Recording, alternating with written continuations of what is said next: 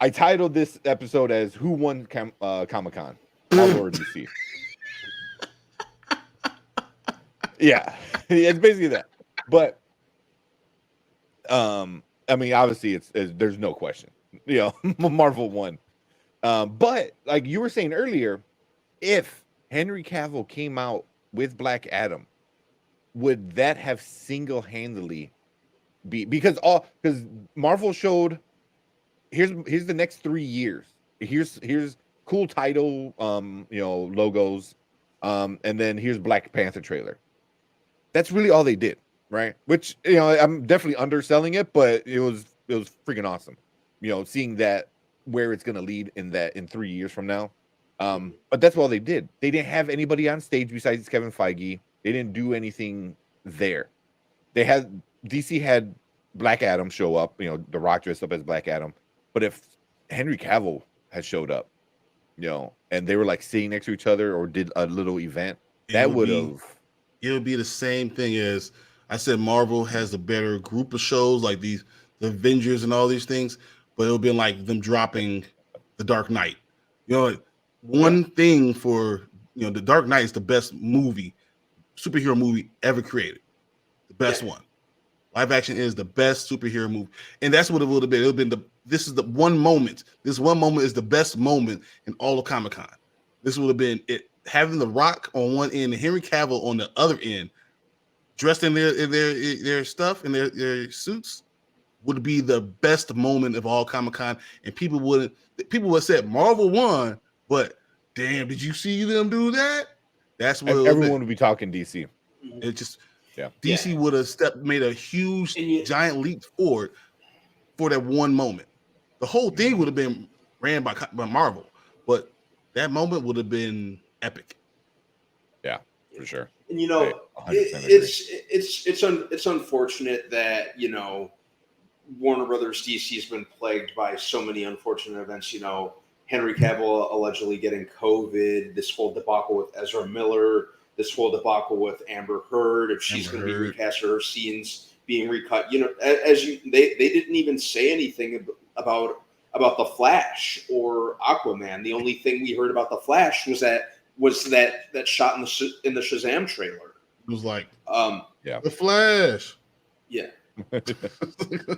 Yeah, and they even showed his side, an arm and a butt cheek. That's all we got.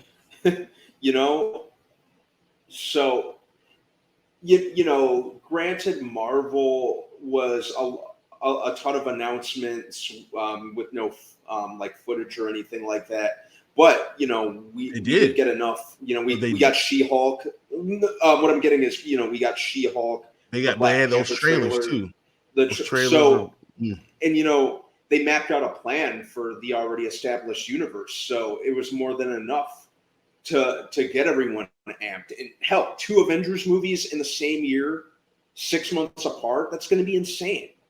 It is. But if Henry Cavill stood next to The Rock, if Henry Cavill stood next to The Rock and they were going face to face, that one moment would have eclipsed everything else. That one moment would be the biggest moment in all of Comic-Con.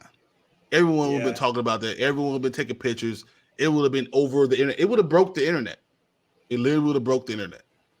Yeah. Nerds. I mean, that's not one stuff though. Yeah, nerds would have lost their mind. But they did. Yeah. You're right. Yeah. Because I was watching the John Campea today, and he was talking about that. Well, because obviously the COVID thing was a big issue. Hey, what is up, Alyssa? Alyssa, I'm here to watch. What's up? But yeah, he was talking about that, and they're like, well, could he have done Zoom? And could he have just been on Zoom? It would not have been the same, exactly.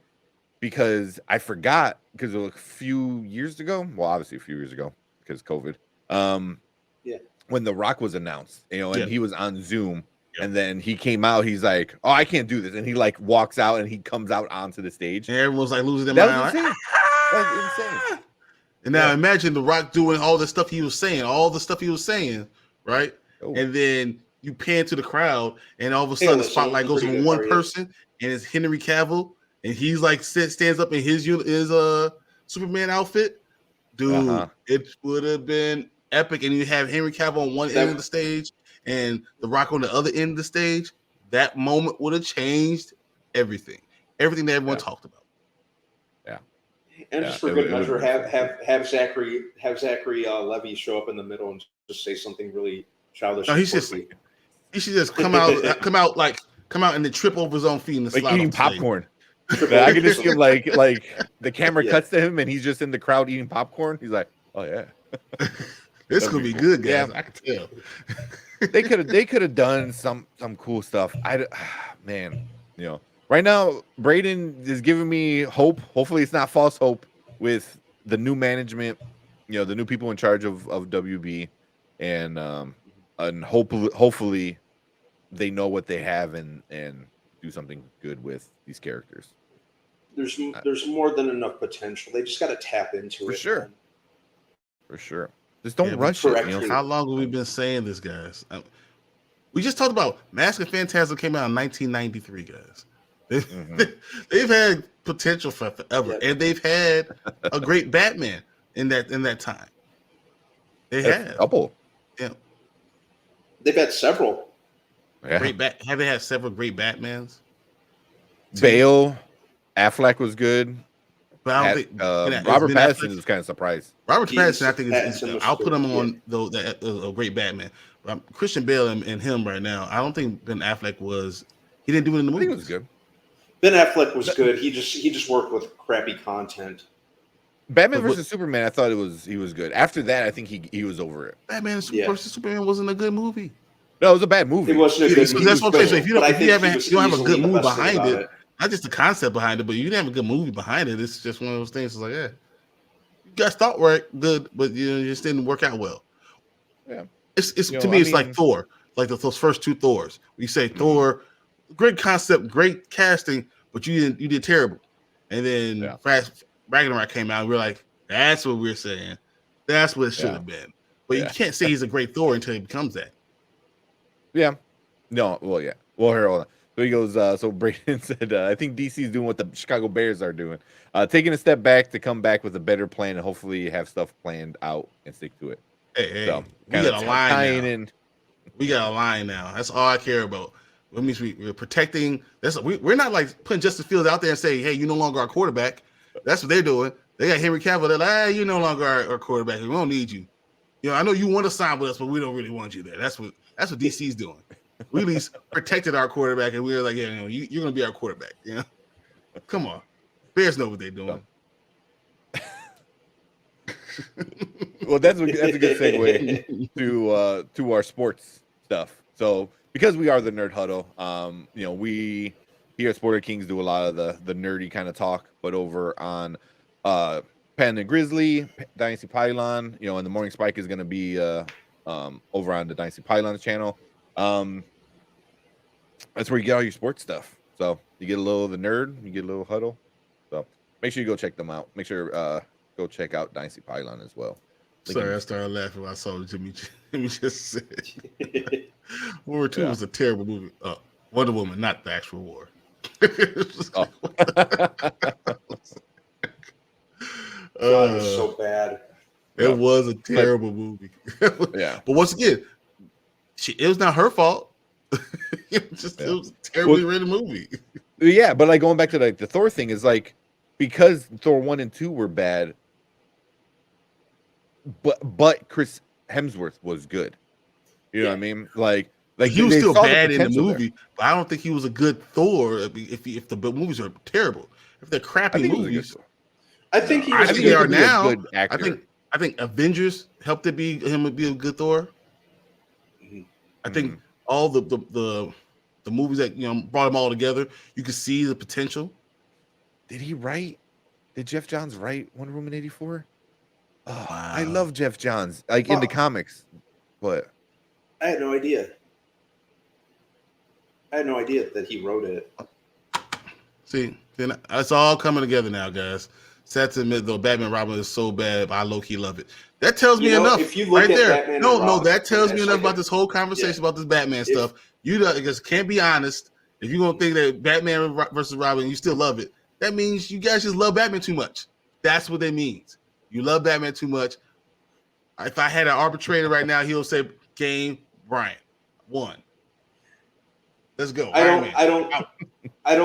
don't love Batman and Robin at all, but if you look at it as a 2-hour episode of the Adam West series, it becomes a lot more digestible. Not good, but a lot more easy to tolerate. Yeah. Shit. Yeah. Screenplay was Patty Jenkins, Jeff Johns, and Dave. What was it? Callahan. Yeah. Story by Patty Jenkins, Jeff Johns. I mean, it was produced by Zack Snyder too, and Gal Gadot. Look, no. Huh. Well, the puns, Brian. The puns. No. Batman and Robin was horrible. Yeah, Batman. Yeah. There you go. Like, Jeff Johnson, Dave Callahan. Yeah. Damn. Yeah. Just I know they're saying Wonder Woman 3 is in development. I don't know where they are with it, but just do the opposite of whatever you what you did with Wonder Woman 84, and just do whatever you did with Wonder Woman 1. Stop taking the power of the superhero away from the superhero.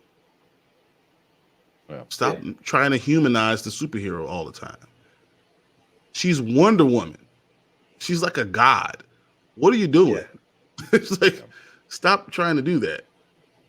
I think a lot of stories try to redo Spider-Man 2. You know what I mean? Like, Uma Thurman looked good. No, Sandy. I mean, it's Uma Thurman. So I always said Ragnarok. You rode the hammer. The hammer rode you. Oh, the hammer pulled you off. Yeah. Oh man.